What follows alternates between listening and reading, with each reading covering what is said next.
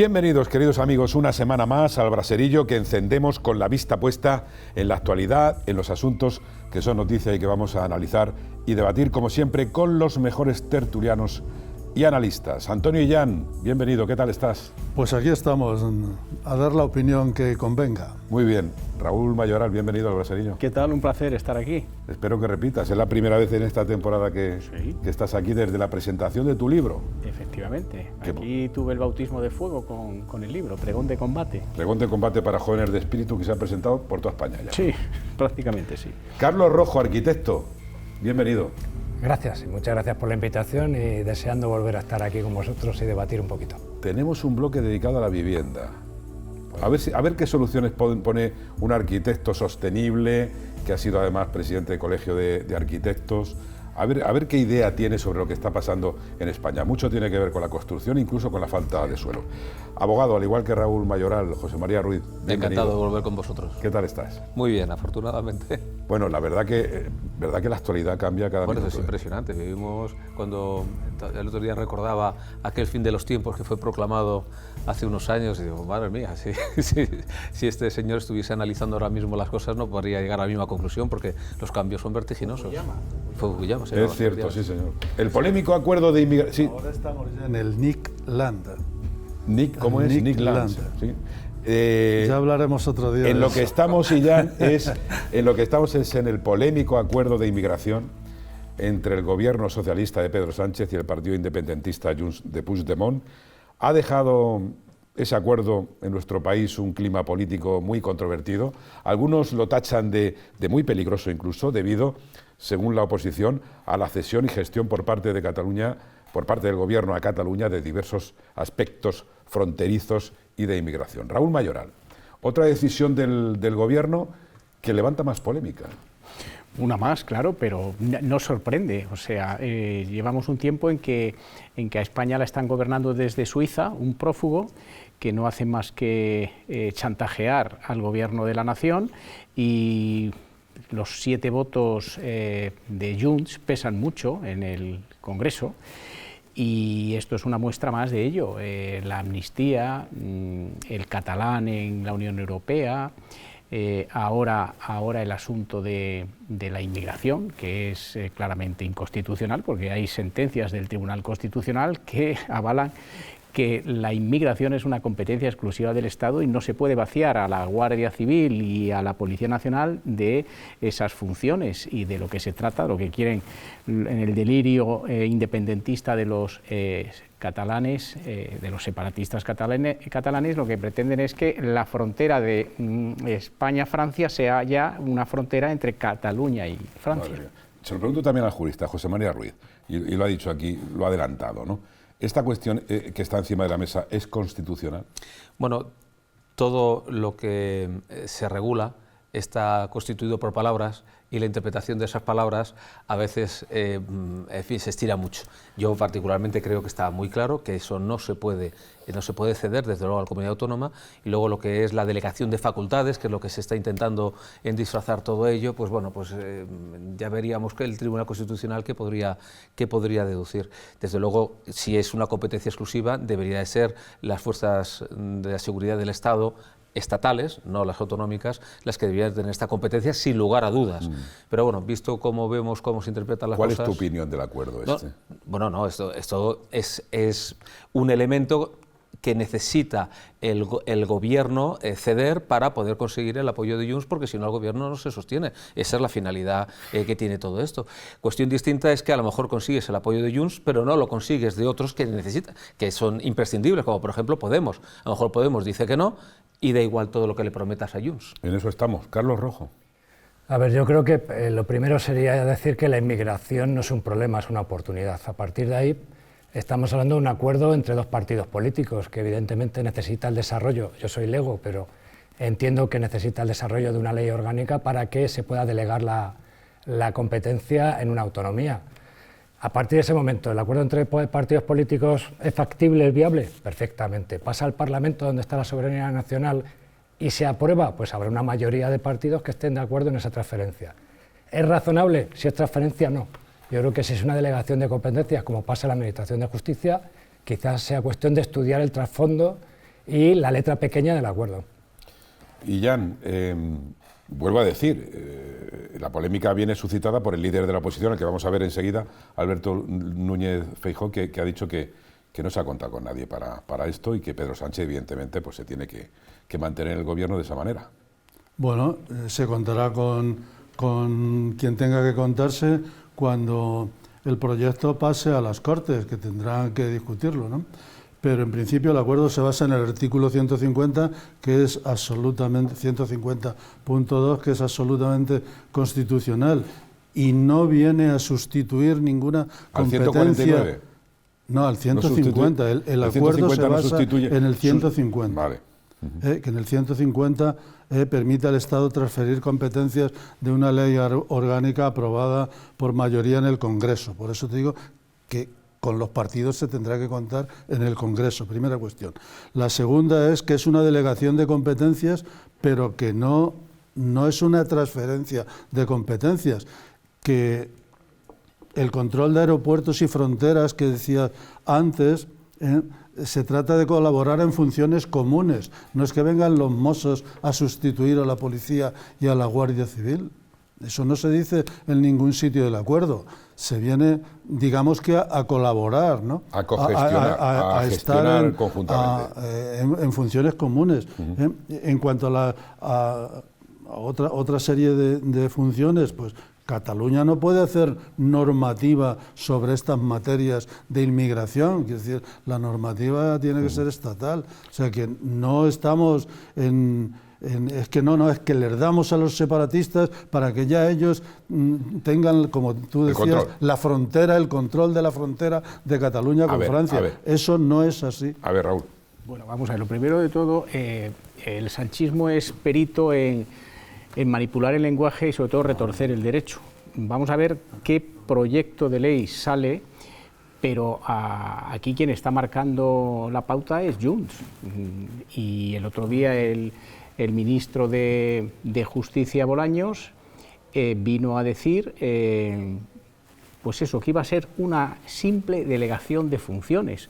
Si es una delegación de funciones, Junts ha dicho que no quiere eso, que pretende asumir las competencias en materia de inmigración. Bueno, vamos a ver qué sale en el proyecto de ley que se elabore y que finalmente se vota en el Congreso. A ver qué opináis. El líder del PP, Alberto Núñez Feijóo, habla de estar desmantelando el Estado con este acuerdo. Lo que hemos conocido a través de una nota de prensa del Partido Socialista y de Junts supone, en primer lugar, profundizar en la desigualdad de los españoles y, en segundo lugar, seguir desmantelando el Estado, concretamente en la Comunidad Autónoma de Cataluña. Desmantelar el Estado porque las competencias en extranjería, en el control de fronteras y en inmigración son competencias exclusivas del Estado.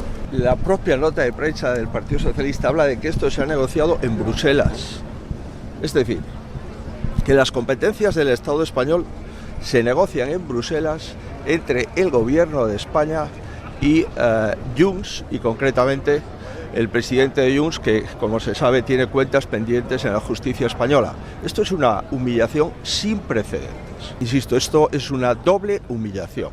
Humillación porque es una competencia exclusiva del Estado y humillación porque esto se pacta fuera de España, fuera de nuestro país. Pues es lo que dice Feijóo, José María, desmantelamiento que se pacta afuera. De momento es verdad, lo ha apuntado Antonio, bueno, no sé quién lo ha apuntado, pero el acuerdo sobre esas transferencias de las competencias en materia de migración entre PSOE y Junts han encontrado el no de Podemos y de organizaciones de migrantes y el sí con matices de la izquierda independentista y de Sumar, ¿no? Pero dice Feijóo desmantelar, que se está desmantelando poco a poco el Estado. Bueno, el desmantelamiento del Estado no es algo novedoso. Y además que lo diga una persona del PP, que en su momento los del PP también estuvieron filtrando con estos señores, pero en su momento, y hace 4 días, porque ellos también trataron de buscar algún tipo de apoyos en Junts para ver si pudiera haber sido otra persona la investida como presidente del gobierno. Pero es cierto que se está desmembrando el Estado. En primer lugar, para mí, lo más grave, incluso más grave que la cesión que pretende hacer de competencias en extranjería en Cataluña, lo más grave es que en España nos encontramos con con 3 poderes que cada uno de ellos actúa de una forma, vamos, a su aire, si podemos decirlo de una forma suave. ¿Cómo puede ser que el Poder Judicial en España, que es parte del Estado, esté persiguiendo a un señor que lo obliga a estar al otro lado de las fronteras, con el cual el Poder Ejecutivo se halla constantemente negociando para ver cómo demonios puede sacar en el Poder Legislativo adelante determinadas cuestiones? Es que simplemente ver cómo los poderes fundamentales del Estado están desperdigados, cada uno haciendo cosas distintas, ya eso ya es suficiente para darse uno cuenta que es que esto va por muy mal camino, porque eso es el núcleo gordiano. Antes que la extranjería, lo más importante es cómo se distribuye, cómo se trabaja en el poder en España, que en teoría esos 3 poderes tendrían que estar coordinados y sin embargo en la práctica están enfrentados de una forma muy grave. Por un lado, y luego por otro lado el asunto de las competencias. Bueno, pues es que efectivamente España lleva 40 años de cesión, de una cesión además de competencias, porque hay que hablar en sentido estricto. Luego podemos utilizar el lenguaje jurídico y hablar de facultades, de delegaciones, de cesiones, 200.000 palabras. Pero en la práctica es que el Estado cada vez tiene menos competencia, mientras que los poderes locales cada vez tienen más. Y ese enfrentamiento llegará un día que pase factura. A ver, adelante. Pero en este caso no hay una transferencia de competencias, sino una delegación de actuación conjunta. Tú eres lingüista. Quiero decir, te estás riendo que el tú. Estado, si tú mismo te ríes. Tú eres un lingüista decir, y al final... A propósito de la desmantelación del Estado, es que en este caso, menos que en ningún otro, hay desmantelación del Estado, porque el Estado sigue ahí presente y hay una serie de funciones que ni siquiera se ponen en cuestión, que es todo aquello relativo a la seguridad del Estado. Ya veremos algún día como el Ejército. Solamente, muy breve. Venga, dos ejemplos históricos de desmembración del Estado a base de pactos. Te lo encuentras en el Sacro Imperio Romano, te lo encuentras en el Reino de Polonia, donde para poder ser emperador o para poder ser rey, se pactaban con los electores, se pactaban entre aquellos que tenían derecho a elegir al siguiente rey, una serie de derechos que se reconocían a los vasallos, que poco a poco iban teniendo cada vez más poder que el rey. Cuando se quisieron dar cuenta, el emperador alemán pintaba un pimiento y el Reino de Polonia se vino abajo. Eso es lo que va a pasar aquí en Polonia España. Un extranjero. Un momento, Raúl, muy breve, y Carlos, venga, que vamos con extranjero. Quiero hacer una pregunta sobre el idioma. Raúl. Vamos a ver, muy breve. Yo antes me he referido al Tribunal Constitucional. Hay sentencias, hay 10 o 12 sentencias sobre esta cuestión que lo dejan bien claro.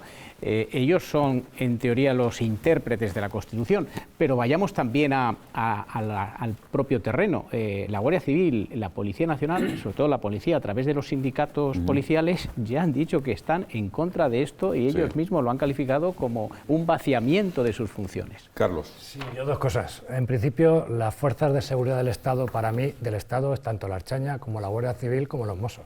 Quiero decir, para mí yo me siento tan seguro con un policía nacional como con un Mosso, independientemente de que cada uno tenga que tener sus competencias y su área de actuación. Pero lo realmente criticable, en mi opinión, es la postura de Junts. O sea, podría definirla simpáticamente de catetos, pero hay que ser realmente cada vez más de extrema derecha cuando estamos hablando de mantener la catalanidad de esta comunidad autónoma, pidiendo que los inmigrantes hablen catalán o que demuestren un conocimiento de cultura. Yo creo que lo criticable es la postura de un partido que se necesitan sus votos, lamentablemente, pero llegar a pactar este tipo de cosas, una exclusión inmigratoria en esa zona, yo no sé cómo, por ejemplo, Coalición Canaria va a apoyar esto en una ley orgánica con los problemas que está teniendo en su comunidad. Es que es muy interesante, Carlos, lo que estás diciendo, porque desde muchos sectores es verdad que políticos se tacha el acuerdo de xenófobo, de racista, y muchos se preguntan si se pone en marcha ese filtro que dice Carlos Rojos de no conocer, de no saber el idioma catalán como puerta de entrada. Sería la llave. Jesús, ese razonamiento nos conduce a pensar que el propio Partido Socialista es un partido de ultraderecha. Claro, pero porque ellos han impuesto una política lingüística en un montón de regiones en España a los españoles, que ahora solo cuando son extranjeros los afectados. El acuerdo está en contra de todo lo que promulgaba el PSOE. Y aparte, ¿quién se va a poner en el lugar de los temporeros en muchas zonas agrícolas de la región catalana? Carlos lo ha apuntado, o sea, la presión que tiene Junts en Cataluña es ese partido emergente que es racista, que es además de anti-inmigración, que le está restando ya votos, y Junts no puede perder votos por ese flanco. Entonces esto lo pretende para contentar a ese electorado que puede perder. Y ya, Si es que muy breve lo del idioma, venga, que vamos a escuchar a la voz más discordante del que PSOE la Generalidad no puede cambiar requisitos exigidos a los ciudadanos extranjeros. Pero si lo ha pedido Junts. Bueno, Junts que pida lo que quiera. Veremos a ver lo que se hace. Sí, lo dan, ¿no? Todo esto es, en el fondo, ¿sabéis lo que os digo? Que en el fondo, para mí, todo esto es retórica, quiero decir. Viene a ser una especie de discurso vacío para mantener las formas de unos y otros. Pero vamos, no quiero... Bueno, ¿por qué no vives en Cataluña? Porque no Cataluña, vives en Valencia, vengo porque no del vives País en Baleares, Vasco, porque no vives en Galicia. En Valencia, si te has dado cuenta, en el referéndum que ha planteado Mazón a propósito de la lengua, han ganado los valencianistas. En Alicante, por ejemplo. Vamos a Claro, escuchar es que luego esto al final son derechos fundamentales que tiene el ciudadano. Pero que es el ciudadano el que ha, pero cualquier ciudadano, que ha ganado de cualquier país, que venga a España a trabajar. Efectivamente. Por ejemplo, ¿no? Sí, que tenga que conocer el idioma local es lo razonable. Es lo razonable, pero no es lo obligatorio. Claro, efectivamente. No es lo obligatorio. Pero bueno, pero incluso que sea obligatorio. Pero lo que no puedes decir es que tiene que aprender catalán por narices, claro. Si no se queda en Cataluña. Si no trabajas. Porque si sabe castellano, ¿por qué no va a trabajar en Cataluña? El problema no está tanto, Antonio, en que venga un extranjero y se diga usted tiene que aprender no solamente el idioma, sino también las costumbres, por supuesto, sino que con esa política se viene a discriminar no al extranjero que viene aquí a España, sino al español que está también en España trabajando ahí en Cataluña, o trabajando en Valencia o trabajando en las Baleares. Esa política de disgregación, que antes estábamos hablando de las instituciones, pero es que esa política también se produce socialmente desde hace 40 o 50 años con todo ello, es lo que nos va a llevar a España a la ruina. Vamos a escuchar la voz más discordante del PSOE, del Partido Socialista. El presidente de Castilla-La Mancha, Emiliano García Paje, cargaba la pasada semana contra este pacto del gobierno central con Junts. Paje se mostraba abochornado. Me parece grave. Y a mí me sonroja que cualquiera del ámbito progresista, incluyendo los de Sumar, Podemos y compañía, puedan terminar pensando que es asumible el planteamiento absolutamente racista que hace Puigdemont, identitario, que la izquierda pueda asumir, de verdad lo digo en serio, que la izquierda pueda asumir que se puede regular el tráfico de personas por cuestiones de idioma, de creencia, de identidad, es literalmente una transposición de lo que le escuché el otro día a Trump. Me parece que no se puede pactar y espero con toda mi fuerza que esto no salga adelante. Espero que no salga adelante, por muchas razones.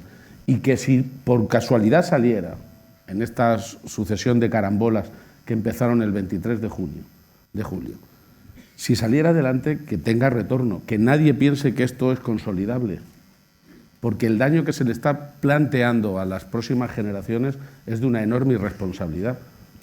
Un daño irreparable, dice García Paje, el presidente de Castilla-La Mancha, como digo, la voz más discordante y en contra absolutamente de este acuerdo, ¿no? Hombre, yo creo que nadie que sea socialista o socialdemócrata puede estar de acuerdo con un texto que lo que pone en solfa es el hecho de pedir ciertas condiciones culturales de un territorio para poder acceder y para poder controlarlo. Ya dijo Paje hace poco también, en otro encuentro, en otra entrevista, que muchos socialistas no están de acuerdo con lo que está haciendo el PSOE de Pedro Sánchez. A mí lo que me sorprende es que las mayores críticas a Sánchez y a su política proceden desde las filas del Partido Socialista, de un Partido Socialista que quizá posiblemente ya no exista, ¿no? Pero son los más críticos: Felipe González, Alfonso Guerra, Paje. Oye, José María, Sánchez se reúne, es una pregunta para todos, se reúne esta semana para hablar de política de defensa, de ese gasto de nuestro país que le pide la Unión Europea para rearmarse. Hay que poner pasta, porque el primo americano ha dicho que no va a pagar ya la fiesta, y va a hablar también del conflicto con Ucrania con todas las fuerzas políticas, con el líder de la oposición y del PP, Núñez Feijóo, pero ha excluido a Vox, y estará la voz de Pedro Sánchez excluyendo a Vox. Lo dijo de esta manera. El próximo jueves llamaré a todos los líderes de los grupos parlamentarios, al jefe de la oposición y al resto de grupos parlamentarios, salvo a Vox. Vox no va a estar en la ecuación porque ya tenemos muy claro cuál es la visión de Vox. para compartir esa información con todos ellos y algunas reflexiones y también posiciones que el Gobierno de España viene manteniendo desde hace 3 años, desde el inicio de la guerra hasta este momento. Bueno, pues lo dejó claro en Bruselas. ¿Qué lectura tiene, Ruiz, a tu juicio, este apartheid, digamos, al partido de Abascal? Pues es que no tiene la menor razonabilidad. El Vox puede representar ahora mismo una horquilla entre el 10, el 15, el 16% de la población, según cómo van las encuestas, y venir a marginar un creciente partido político me parece que es absolutamente irracional. Pero es que en el momento en que tú vienes a poner un partido fuera de todo lo que es el contexto político, al final el votante viene a identificar la única oposición a aquellos que estás marginando. Lo que ha pasado en Alemania, frente a lo que son los partidos del sistema, los partidos democratizanos y el Partido Socialdemócrata, van como una piña. Al final, ¿qué es lo que la gente, cuando está descontenta, viene a votar? Aquello que ellos mismos están marginando. La AfD les ha crecido como la espuma.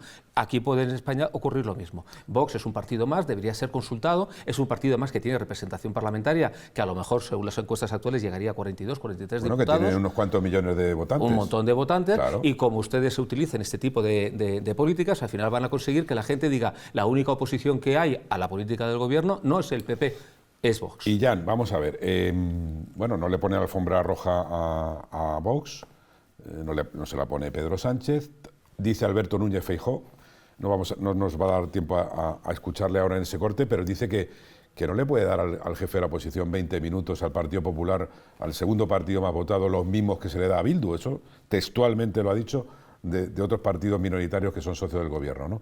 Es un tema bastante complicado, ¿no?, este de la defensa, pero creo que hay que escuchar a todas las sensibilidades, ¿no? No sé si es para escuchar o para informar. Bueno, para informar. Desconozco sí, cuál es la mecánica de esta situación, si es más institucional o menos institucional. Si es del todo institucional dentro de una institución como pudiera ser el Parlamento, Vox tendría que estar necesariamente, porque como dice José María, no deja de ser una fuerza dentro de un sistema democrático, con los mismos derechos tiene el partido de extrema derecha que el partido de extrema izquierda. ¿Y la postura de Pedro Sánchez? Entiendo que es una postura política y estratégica que yo no la termino de entender en ese sentido de que no le dé información a ellos. En cuanto al minutaje, yo creo que en este caso no es un debate en una televisión donde se segundean las respuestas, ¿no?, sino que es dar información de cuál es la postura de España en la situación con Ucrania y en la situación con defensa. ¿Y esto no debería hacerlo, Carlos, el presidente del Gobierno en el Congreso ante todos los españoles también? A ver, yo creo que esto forma parte de la estrategia política de Sánchez, el mantener a Vox fuera, porque lo que hace es fomentar que el voto de la derecha, en vez de mantenerse cerca de Feijóo, se vaya a la extrema derecha como partido que es una oposición clara frente a Sánchez. Bueno, dice Sánchez que está con Putin y con Trump y que Abascal lo que echo de menos es que amigos ahora. Mi presidente dé las explicaciones en el Parlamento, que es donde le quiero ir, y quiero oír su opinión y la opinión de todos los grupos políticos, y no que hable por teléfono, que me parece bien que hable con ellos, pero lo lógico es que en el Parlamento se exprese sus conclusiones, sus temores y sus decisiones. 30 segundos para cada uno. El lío, el debate, esto lo trataremos profundamente dentro de poco, porque el gasto militar que tiene que realizar España por nuestra seguridad y porque los territorios necesitan estar preparados por las amenazas que hay, por el norte y por el sur. Ahí está Marruecos, última noticia, también invirtiendo. Hay que subir ese 2%, Raúl, de gasto militar sobre el PIB, y PSOE y Sumar intentan consensuar una política de defensa porque hay resistencias de los socios de Pedro Sánchez a aumentar el gasto. Ni en esto se van a poner de acuerdo con el Partido Popular. Pregunta, ¿es necesaria el rearme? ¿Hay que invertir más en defensa? Porque no hay duda, ahí fuera... ¿Hay alguien acechando? Pero además es una exigencia de la Unión Europea. La Unión Europea ha exigido que España llegue al 2%, que no ha llegado aún. Y luego la falta de cortesía de Sánchez y del respeto institucional, hombre, tú tienes que hablar con todos, porque Vox representa, no recuerdo exactamente, pero unos 5 millones de votantes. Y luego el líder de la oposición es algo más que otro grupo parlamentario. Yo lo que creo es que esto es una cuestión de Estado, Estado, la defensa nacional es una cuestión de Estado, invertir una cantidad como la que se debe invertir es también una cuestión importante, y esto lo tiene que consensuar con el partido de la oposición. Un titular, José María Ruiz, ¿es necesario invertir en defensa? ¿Es necesario? Igual que hay que invertir en defensa, hay que invertir en patriotismo, porque de nada te sirve tener un ejército fantástico si al primer pepinazo salen todos corriendo. Es vital no el rearme, sino meter dinero en Europa y rearmarse todos. Pues si Europa quiere convertirse en un Estado como tal, es decir, por lo menos tener esa idea de un Estado unido, esto es política, la inversión en defensa es política y es negocio. Y es negocio. Y es negocio también, ¿eh? No puede llevarse el negocio Estados Unidos. Carlos. Si Estados Unidos se inhibe de la defensa europea, a lo mejor es momento de replantearse la situación de las bases en España. Enseguida volvemos en el Braserillo y un apunte más de defensa y algo que ha dicho Isabel Díaz Ayuso, la presidenta de la Comunidad de Madrid. Continuamos encendiendo la actualidad aquí, en el Braserillo.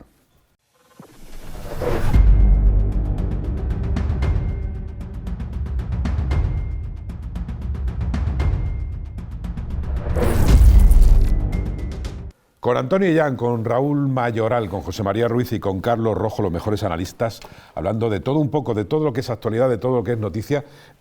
Raúl, ¿cómo ves el tema antes de pasar a otro asunto, Trump, defensa, acabamos de hablar en el anterior bloque de que hay que rearmarse, lo que pide la Unión Europea. Ojo, Groenlandia, Panamá, batalla tecnológica contra China y un Trump súper crecido, cerrando fronteras. Bueno, vaya situación, ¿no? Pues ha provocado una convulsión, al menos aquí en Europa, y además mucha esquizofrenia en el escenario político. Convulsión porque dijo que él se iba a dedicar a Estados Unidos y que no, como que iba a hacer una política aislacionista, y casi ha revuelto el patio trasero que es Europa, ¿no? Como dicen algunos, para los americanos. Y luego ha provocado esa esquizofrenia política que tenemos a un partido como Vox, que está claramente escorado en favor de Trump. Yo es que me resisto a aceptar la presión que hay para que los españoles nos signifiquemos con los dos bandos, con Trump o con la Unión Europea, ¿no? Aquí los dos bandos que hay son la libertad y la democracia y la tiranía. La tiranía es Putin y la libertad y la democracia es Ucrania en este caso, que es el agredido frente al agresor.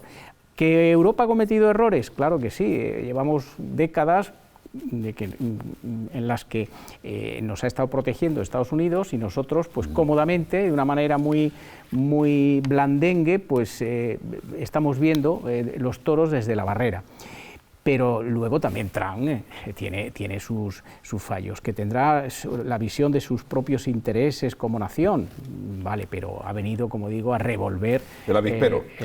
Sí. American First, Carlos, primero América. Se habla incluso hasta en la bronca de Zelensky, en el despacho Oval, que Trump para su política interna necesita una diplomacia, ¿no? O sea, él quiere quedar muy bien y quiere que haya paz entre Putin y Zelensky, entre Rusia y Ucrania, y para conseguirlo pues intenta doblegar a Zelensky, le pide a la Unión Europea que, oye, apoyar vosotros a Ucrania, yo lo que quiero es que no haya guerra, yo lo que quiero es que, bueno, ser el mediador, ¿no? Y esa es la postura que tiene Trump, pero luego firmando decretos todos los días.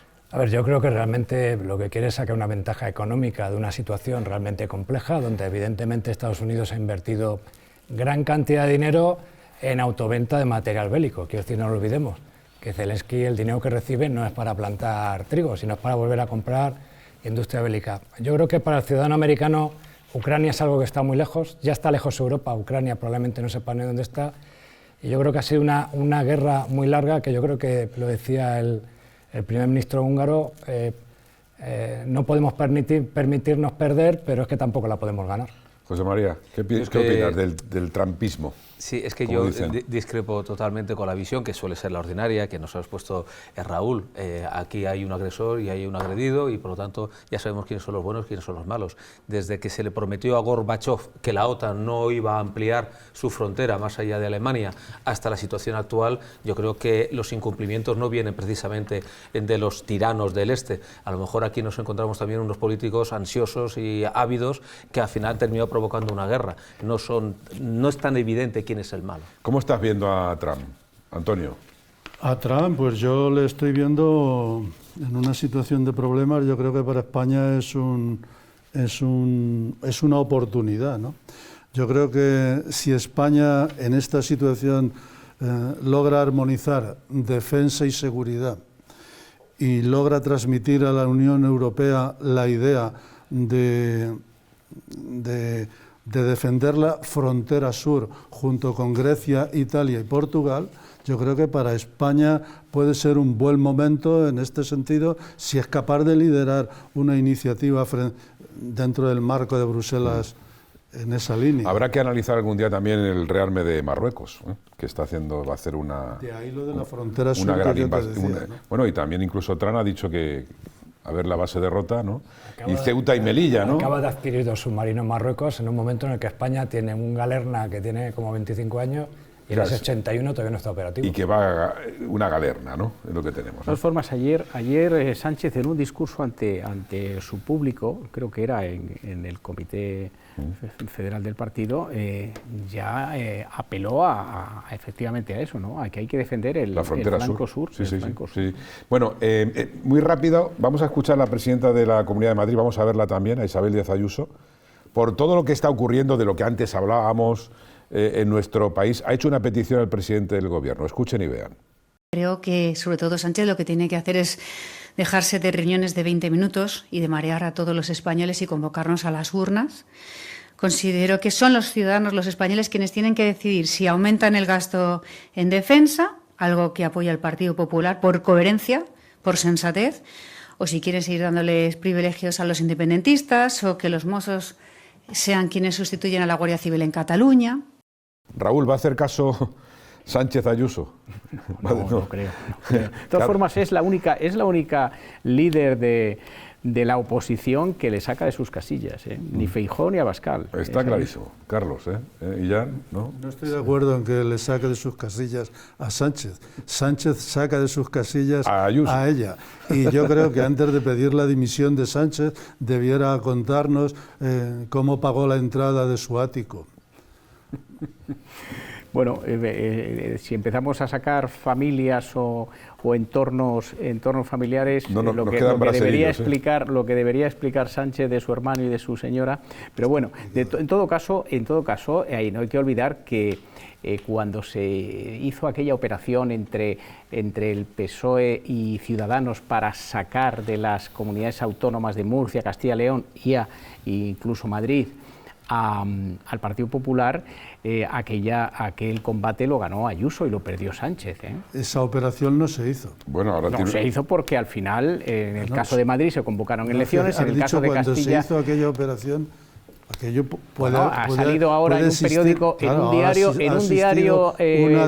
digital, salió ayer un documento, sí, claro. un documento del acuerdo, el acuerdo que hubo entre Ciudadanos y el PSOE. Esa operación no se hizo. Pero lo que está claro que contrincante que le ponen a Ayuso, contrincante que cae. Dentro de su propio partido incluso. Ahora se ha hecho una operación que yo creo que se ha cogido lo mejor del PSOE, por ejemplo, Óscar Puente, fijaros, Óscar Puente, Pachi López, y ha salido Óscar López. Óscar Puente, ¿No habías caído en eso? ¿No? Hombre, es buena, como chiste no está mal. No es chiste. Óscar Puente, si tengo Pachi que López, votar, Óscar López. voto por Óscar, por Puente, porque está haciendo una gestión en transportes, a mi modo de ver... ¿Está haciendo buena gestión, José María? Muy buena. Óscar Puente. No sabría. Con los trenes con tanta... Sí. A ver, desde luego esta mañana había ya problemas en las cercanías madrileñas. Hombre, no es lo que dicen los ciudadanos, Antonio. No es lo que los ciudadanos españoles se quejan mucho de la... Entra, a ver. Pregúntaselo a lo del tren de Extremadura. Carlos, ¿está bien el transporte en España? A ver, yo creo que el ministro es muy criticable algunas de las actuaciones y algunas de las manifestaciones que ha hecho, sobre todo sobre los temas de sus redes sociales y cómo hacía el seguimiento de que le insultaba.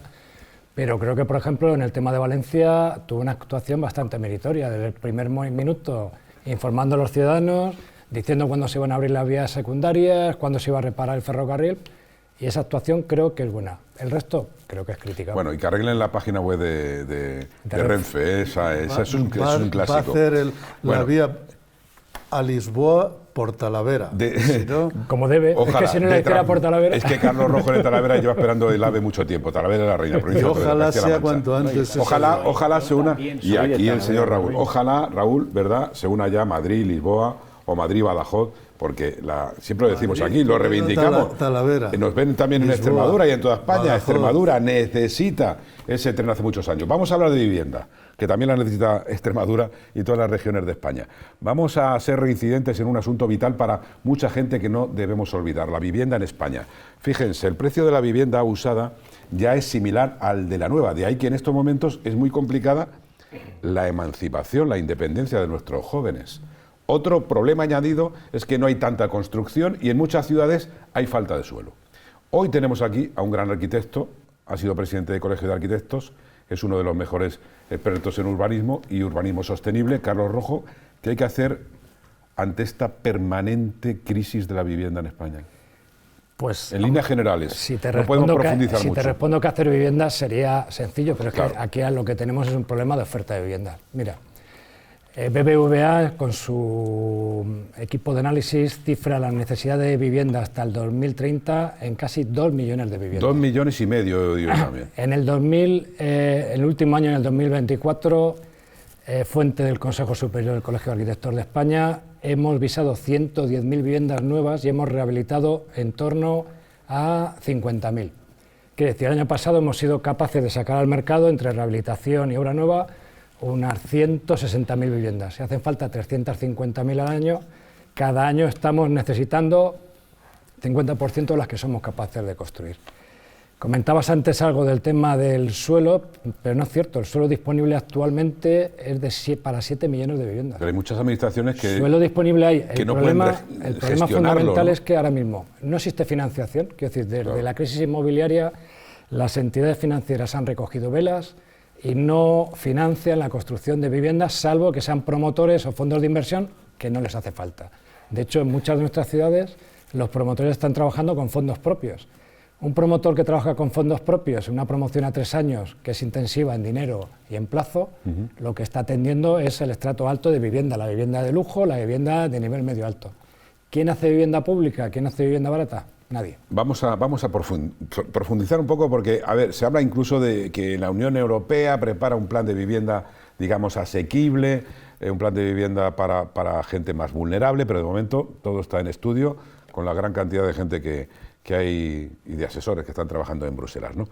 El gobierno, José María Ruiz, anunció a bombo y platillo durante la campaña de las elecciones de 2023 un plan que prometía movilizar 184.000 viviendas asequibles para abordar este grave problema de acceso a la vivienda, especialmente para los colectivos más vulnerables. Hasta la fecha no se ha construido ninguna vivienda bajo ese plan. Es que no hay política en España. Y uno de los elementos donde se visualiza es precisamente la vivienda. No hay política desde hace muchísimo tiempo. Tenemos en primer lugar gente que es muy mediocre dirigiendo el país y en segundo lugar es que no se pueden materializar las ideas porque lo que uno presenta el otro lo torpedea. Es importante que exista una serie de líneas maestras para que un país pueda salir adelante y para eso necesitas líderes que tengan un cierto tesón. En materia de defensa, lo hemos estado hablando anteriormente, la defensa española está totalmente abandonada y en materia de vivienda, 3/4 de lo mismo. En un momento determinado se pensó por el gobierno Aznar que impulsar el sector inmobiliario podría ser un motor de reactivación de la economía, se puso en marcha la economía porque ciertamente la construcción durante un cierto tiempo fue un gran éxito en los negocios, pero de pronto eso se convirtió en una burbuja inmobiliaria y aquello estalló y entonces cuando estalla se produce lo contrario, entonces todo queda paralizado, ya resulta que necesitamos 2 millones de viviendas. ¿Qué sentido tiene eso? El único sentido que tiene es lo mal que estamos siendo gobernados. A ver, 2 millones de viviendas porque también desde el 21 a 2024, Raúl, ha habido un flujo migratorio muy importante y en España viven 1.100.000 personas más.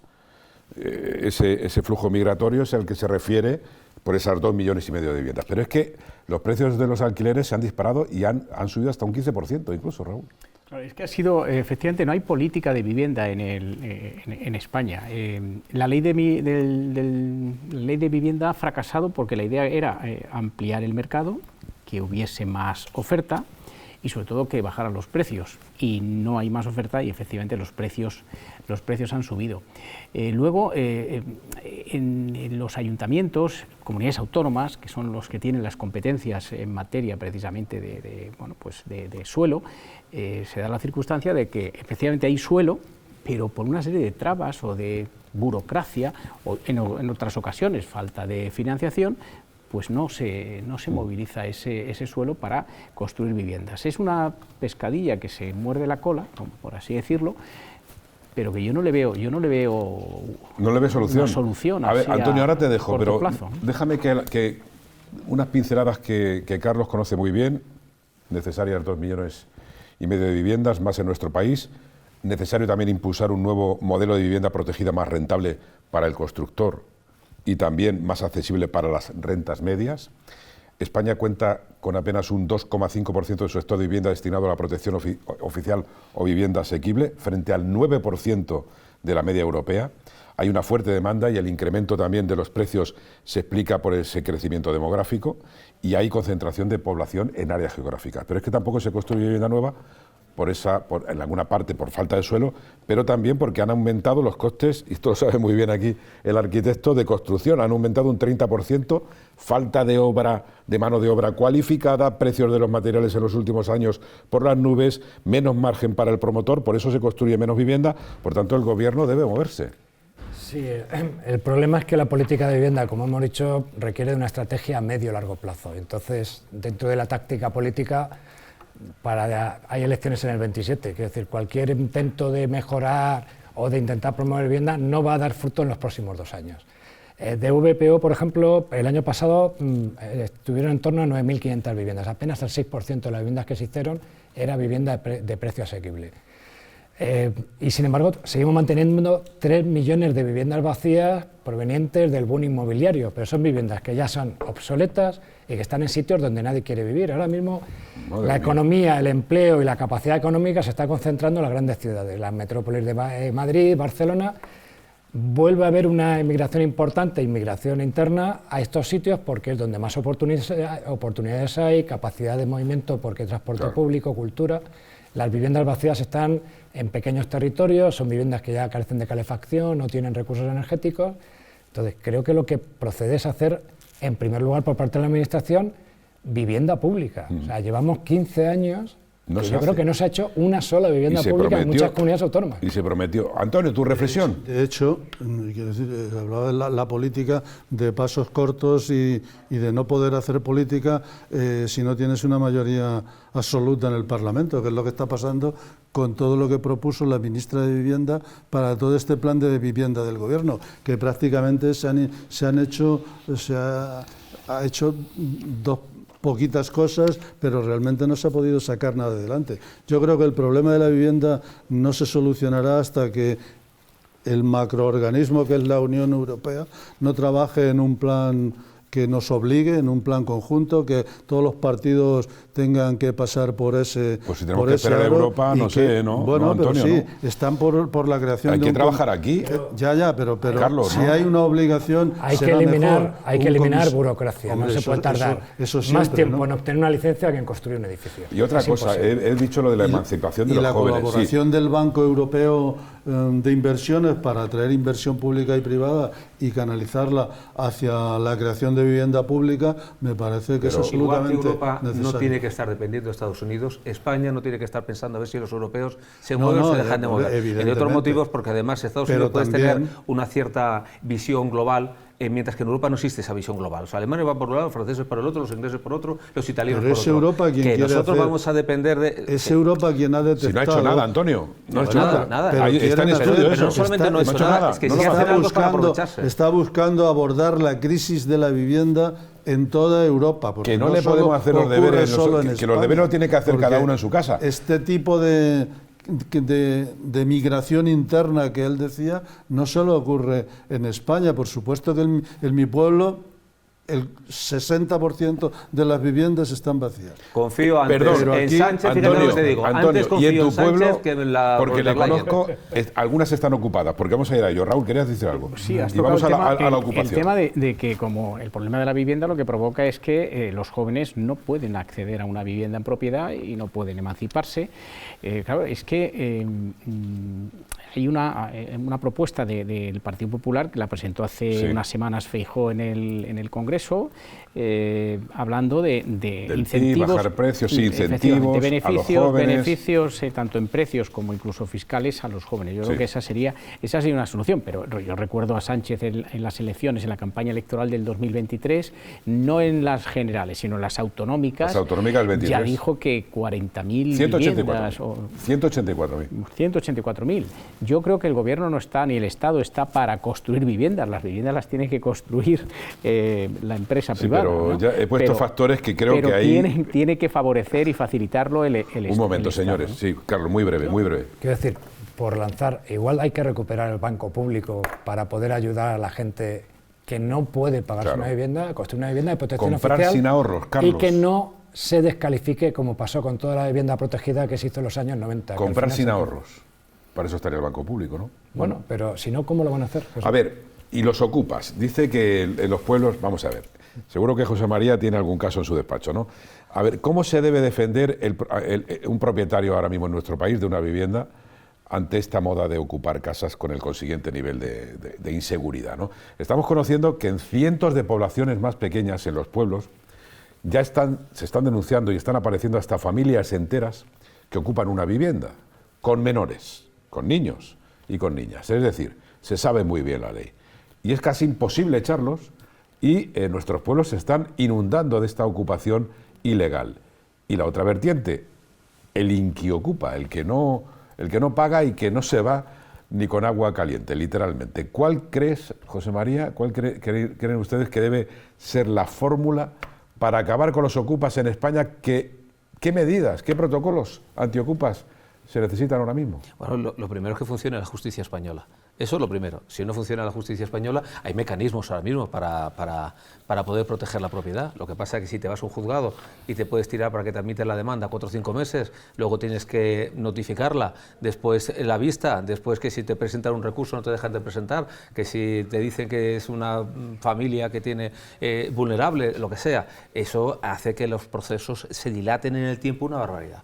Yo he desahuciado gente, es decir, al final lo terminas desahuciando, porque el juez al final, salvo casos muy extremos, va a terminar diciendo usted no está pagando su renta, usted se tiene que ir a la calle. Eso ya te lo digo que es así.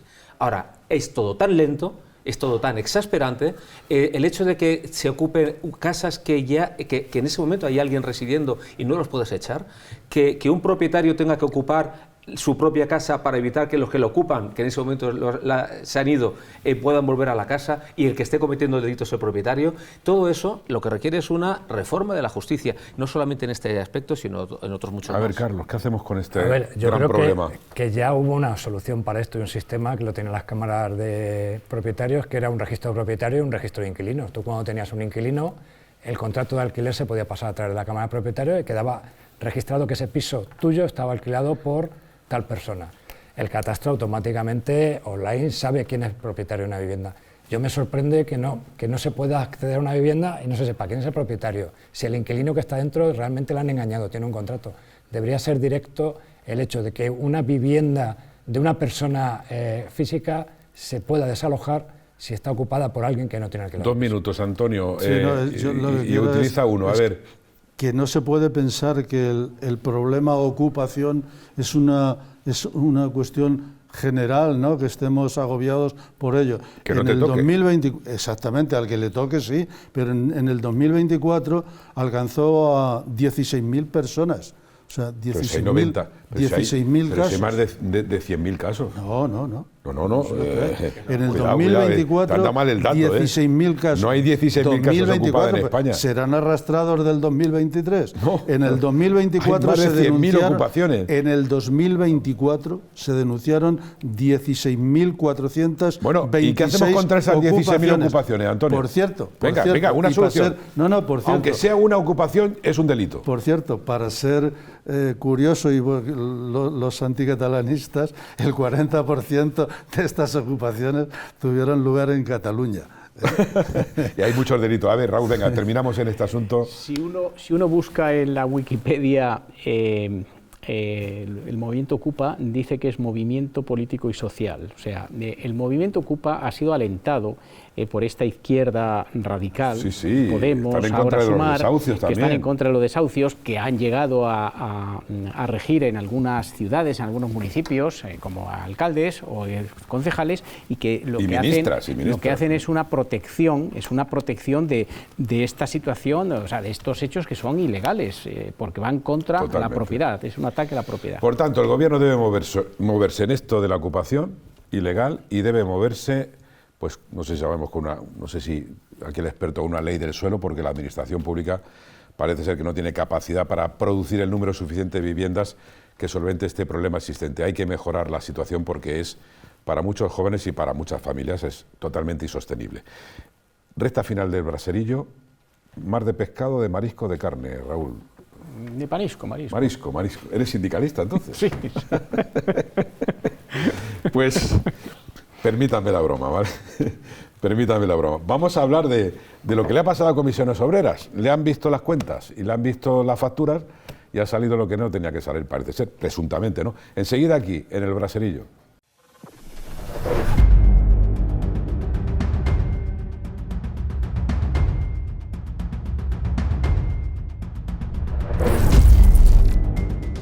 Fíjense lo que hemos conocido tras ser hackeados, es decir, intervenidos ilegalmente los ordenadores, tras haber copiado o intervenido, como digo, los ordenadores del sindicato Comisiones Obreras.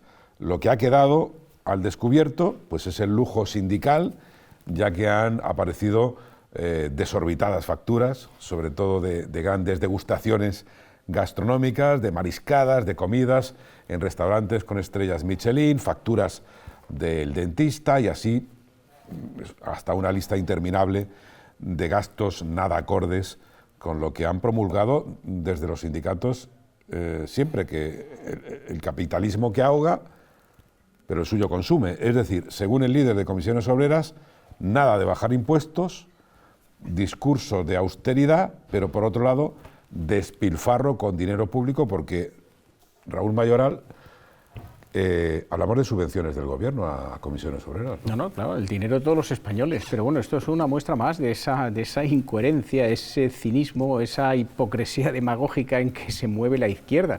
No son solamente las mariscadas, son también algunos sindicalistas, e incluso hemos visto diputados socialistas y miembros del gobierno, son también demandantes del oficio más antiguo del mundo. Entonces, yo creo que esto tiene que salir a la luz para que se vea y la gente, los verdaderos trabajadores, pues pierdan toda la confianza en estos sindicatos que yo no le veo la finalidad ni la función en una sociedad ya actual como la que tenemos, en donde prácticamente los propios trabajadores son sus agentes, sus verdaderos representantes en las relaciones con el empresario, ¿no?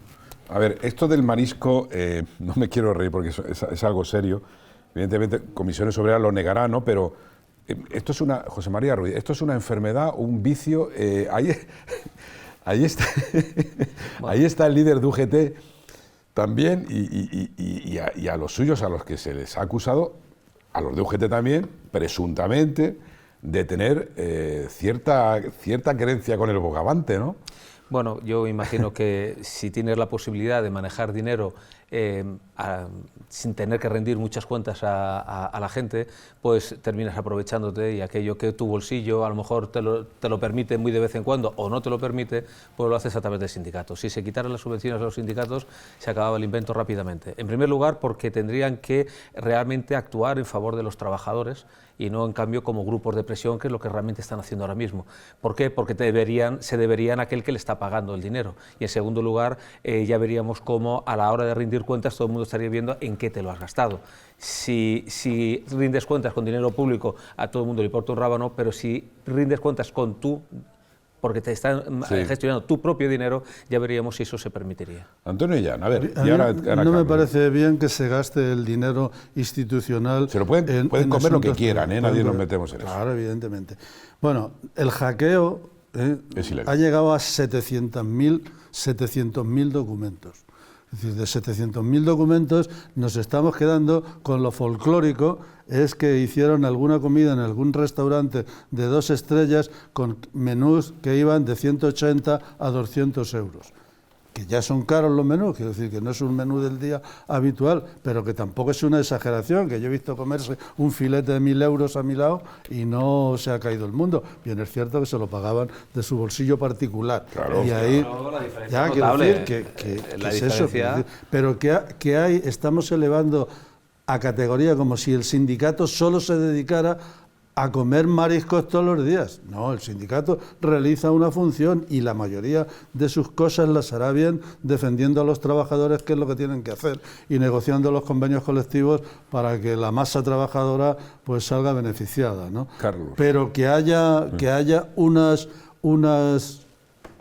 pequeñitas anécdotas de comerse algunas mariscadas a algunos dirigentes, pues no está bien, pero tampoco es para rasgarse las vestiduras. Bueno, pues mira, entre los datos comprometidos, entre los 700.000 datos comprometidos, Antonio, se encuentran información sensible, facturas de viajes pagos con tarjetas de crédito, reservas en hoteles y también una lista exclusiva de restaurantes de lujo frecuentados por estos dirigentes sindicales, asadores, marisquerías, facturas de vuelos nacionales e internacionales, reservas de hoteles y apartamentos de lujo, estancias en el extranjero, gastos con tarjetas corporativas en establecimientos de alta gama, bueno, y una larga lista, es decir, un estilo de vida y unos privilegios que disfrutan ciertos líderes sindicales mientras predican, Antonio, austeridad y luchan, supuestamente, como bien dice, por los derechos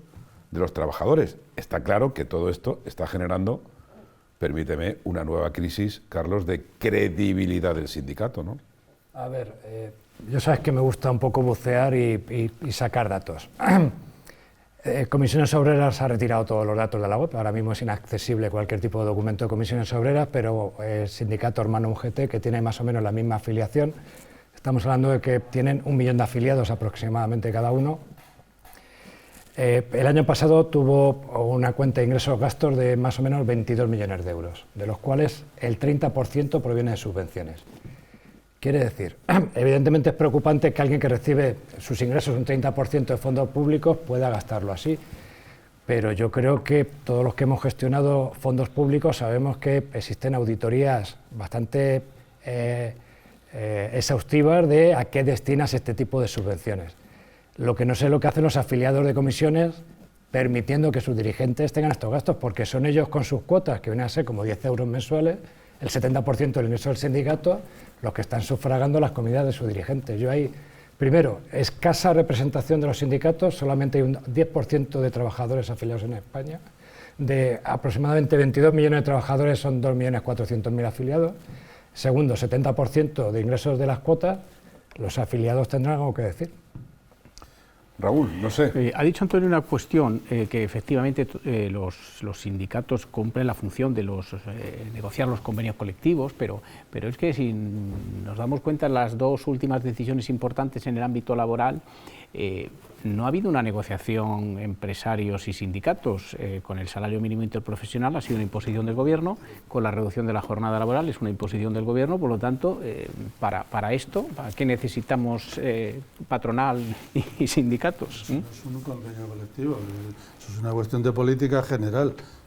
que organiza el gobierno con los representantes sociales, sindicatos y patronal, pero eso no tiene nada que ver con la labor de un sindicato defendiendo un convenio colectivo del metal o del textil. Los sindicales figuran en la Constitución, igual que los colegios profesionales. Hay otra noticia que también tiene que ver con comisiones obreras, 2 casos de presunta agresión sexual, una en Castilla-La Mancha, hasta hace muy poquito tiempo secretario de Comisiones Obreras en Castilla-La Mancha, Paco de la Rosa, ha sido denunciado por una sindicalista, precisamente una trabajadora, por presunta agresión sexual, y Comisiones Obreras también ha expulsado al secretario comarcal de Industria de Santiago de Barbanza, denunciado por acoso sexual en el agua de Galicia, ¿no? Bueno, los protocolos, estos que les piden tanto a las empresas, ¿no?, de acoso sexual, están llegando a los partidos políticos, pues otros bien, 2 casos más. Está bien, ¿no? Sí, está muy bien que se les expulsen. Si han cometido pecado. Claro, si lo han cometido, si es que esa es la cuestión.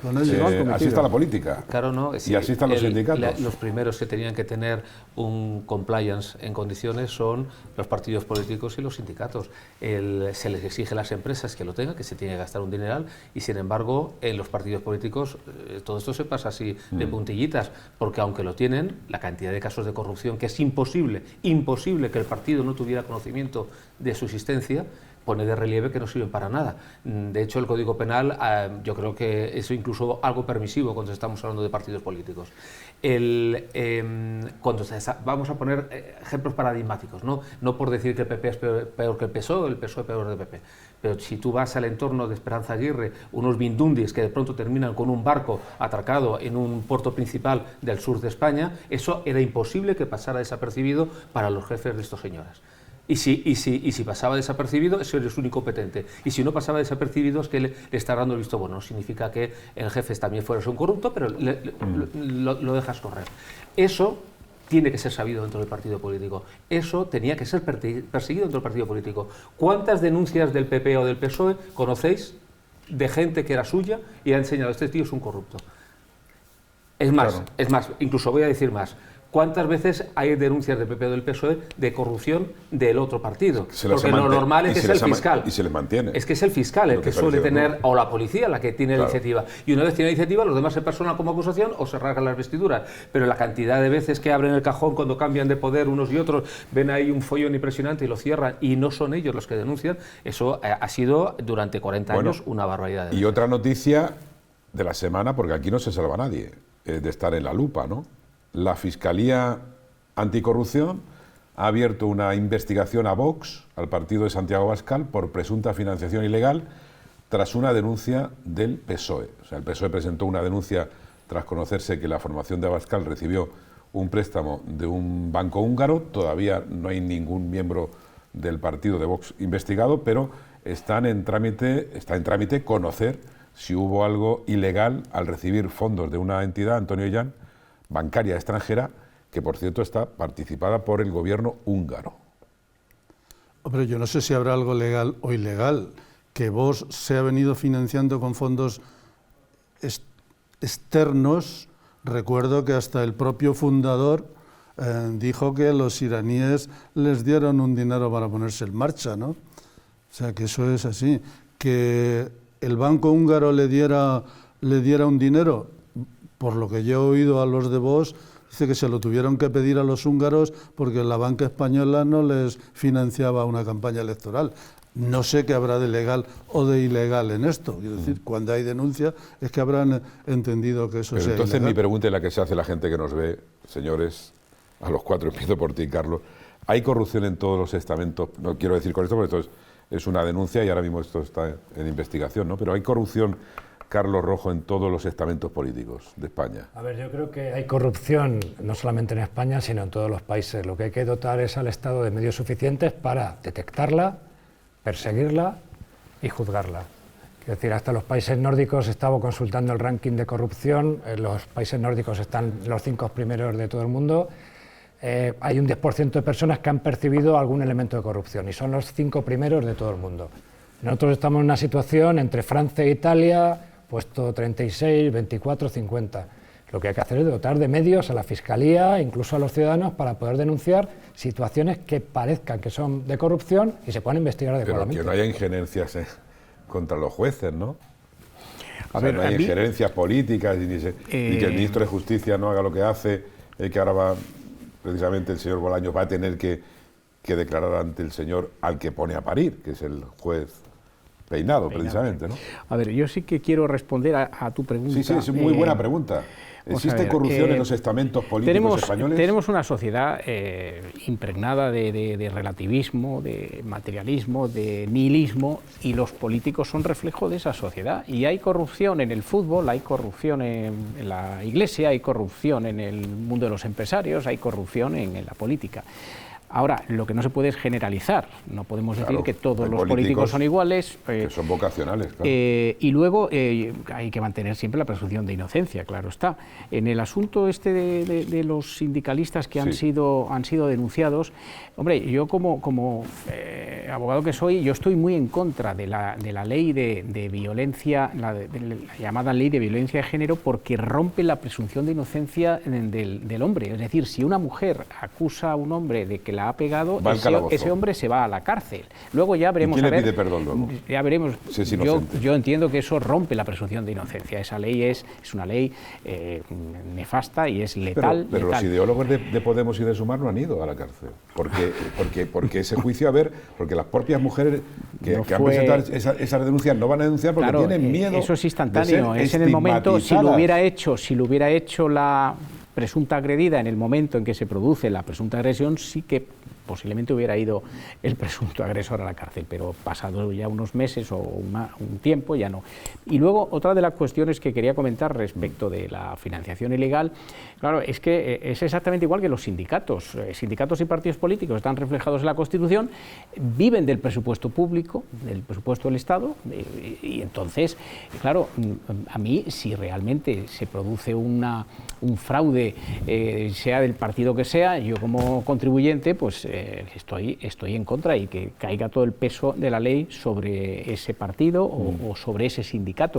Ahora, la cuestión tiene muy mala pinta, efectivamente, que haya pedido un préstamo a un banco húngaro, que además está participado mayoritariamente por el gobierno, ¿no? Eso es, de acuerdo con la ley de partidos, es ilegal. Por eso habrá presentado la denuncia el PSOE. Lo que ocurre es que, claro, presenta el PSOE y encima la Fiscalía es dependiente de Sánchez, pues esto... Es sistémica la corrupción. Vamos a esperar a ver qué dice. La Fiscalía no es dependiente de Sánchez. El nombramiento del fiscal general sí, pero he querido simplificarlo. Es del Poder Judicial. Y eso que yo sepa, no, la Fiscalía no depende del Poder Judicial. Bueno, la Fiscalía, la Fiscalía Anticorrupción depende de la Fiscalía. El que depende del gobierno es el fiscal general. José María, el nombramiento, no el fiscal general. Estamos viendo estamentos políticos, sindicales, aparece todo esto.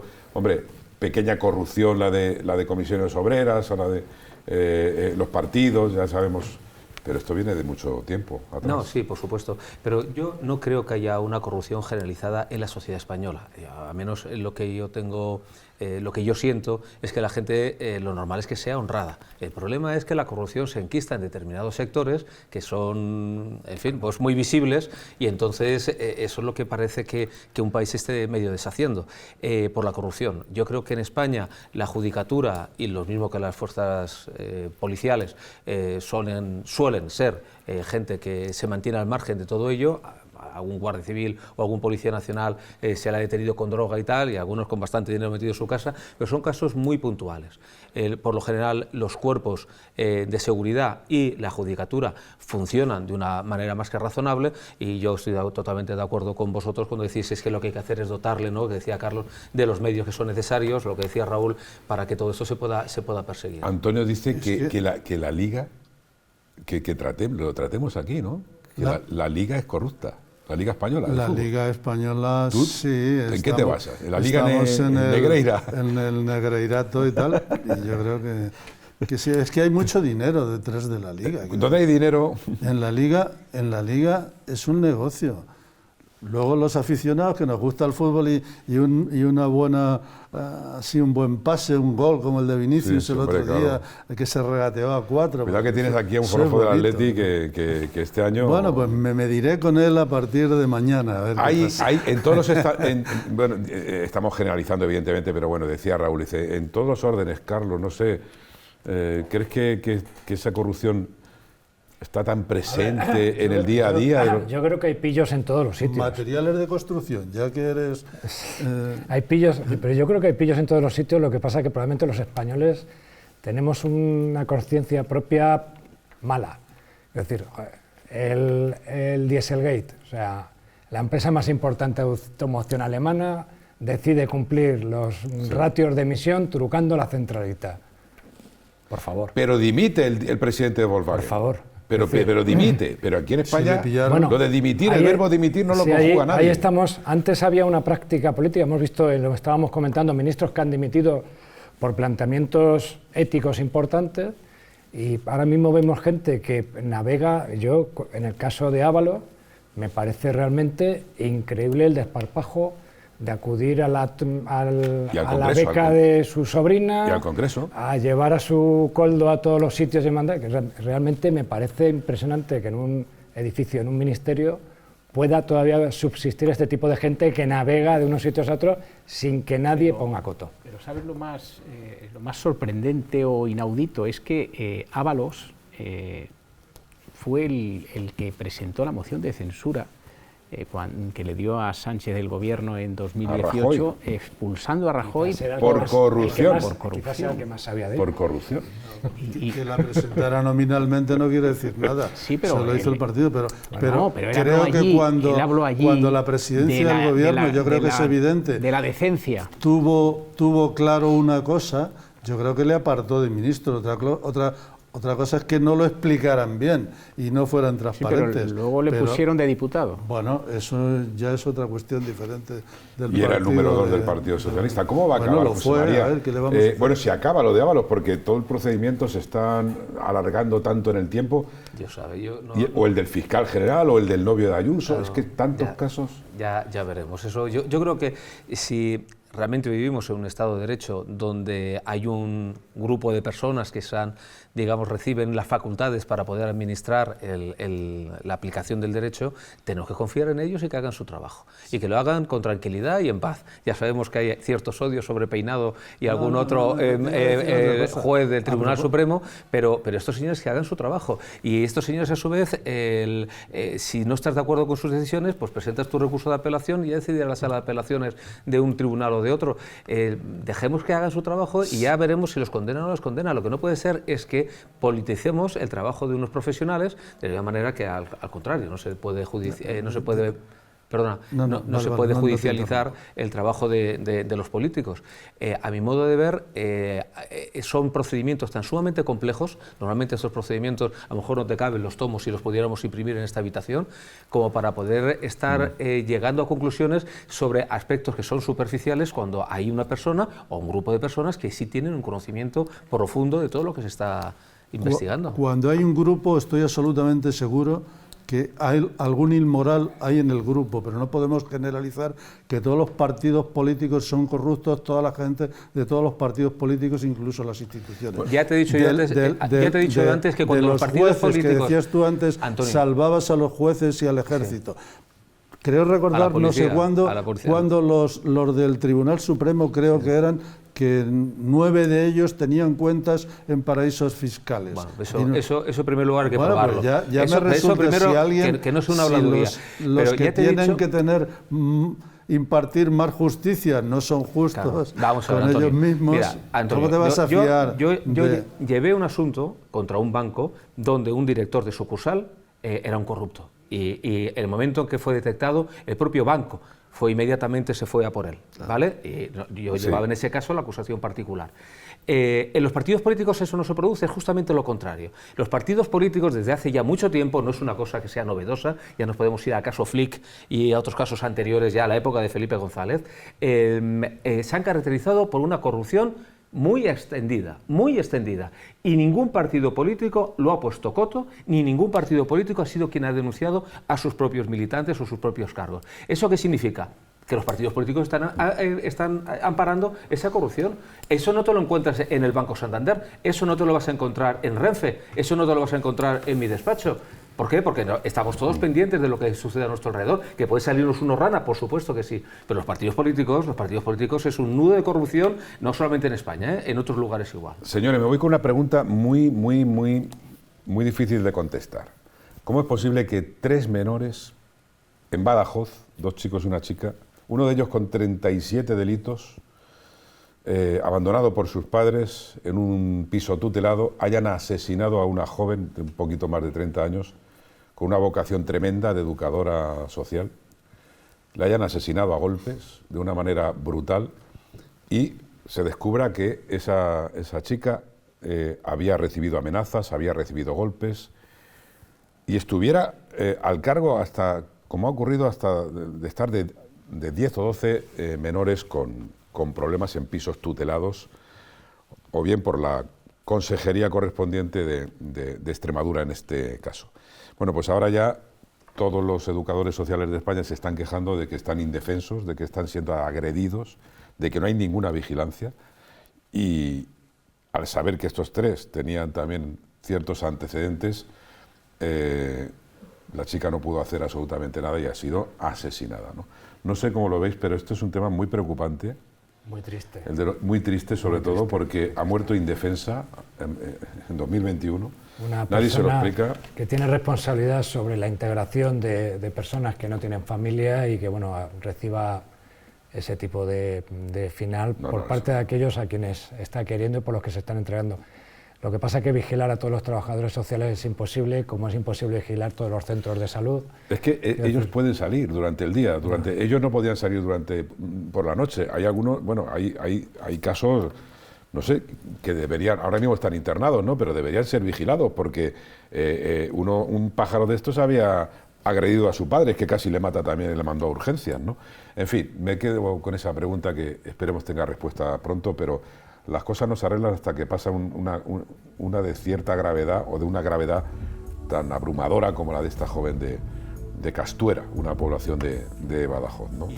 Y aunque se sepa, no se arregla. O sea que no sé, Raúl, ¿qué piensas tú? Lo más brutal para mí, el acto en sí, muy breve, fue, por favor, estamos ya.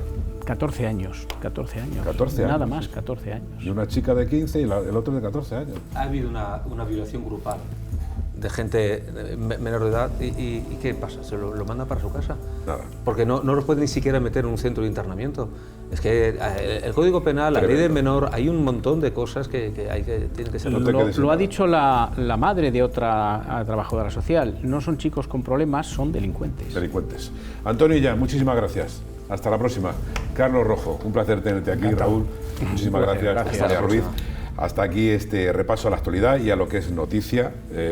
La semana que viene volveremos a encender, ojalá con mejores noticias, el braserillo. Hasta entonces, cuídense mucho e intenten ser felices.